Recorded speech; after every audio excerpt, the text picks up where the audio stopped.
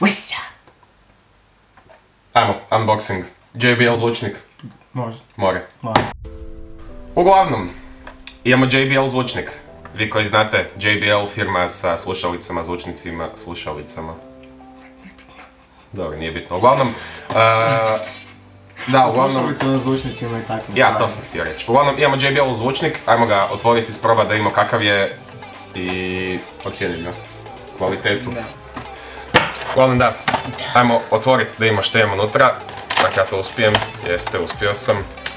Fora pakiranje, sviđa mi se. Jel? Kada me treba. Opa. Da, brate. Da idemo unutra. Opa, zvučnik ima težine. Sviđa mi se. O, gumiran. Uglavnom, dobro.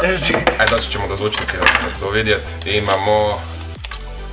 ništa, punjač, znači 3,5 mm i to lijepi naranđasti. Nice. I Ne, pa to je- uputstva. To je mikro USB.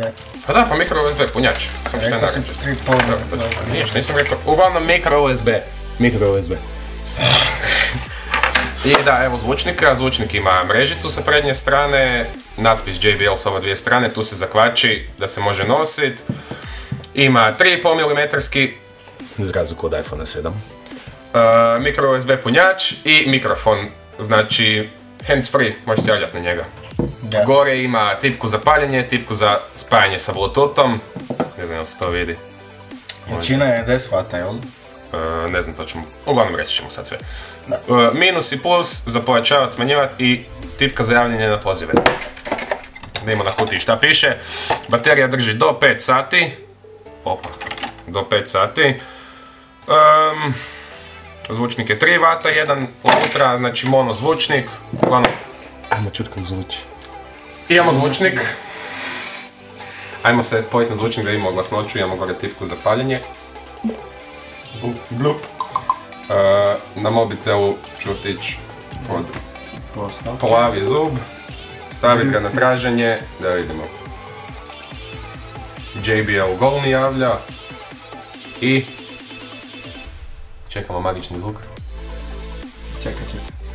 Da, čekat ćemo se očito magično. Evo ga! Okej. Ajmo ga isprobati. Da idemo prvo ću stišat.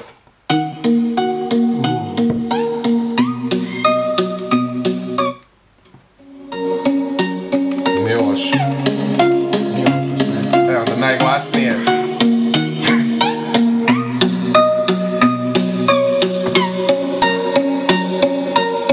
Uglavnom da, dobar zvučnik za partije, znači ono...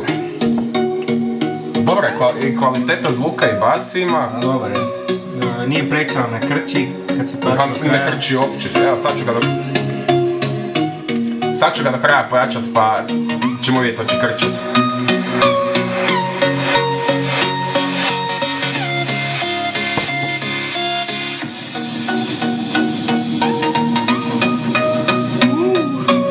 Sviđa mi se.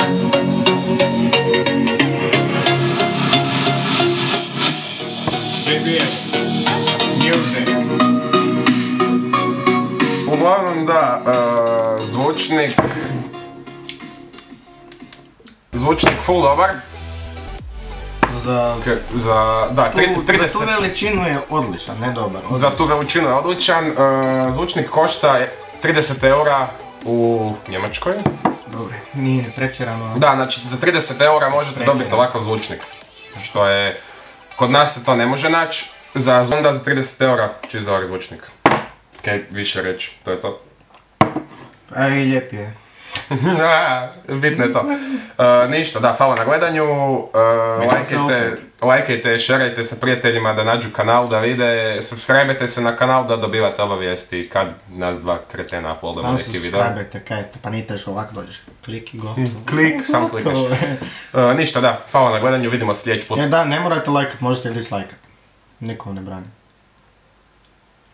To je vaša odluka. Vidimo se u sljedećem videu.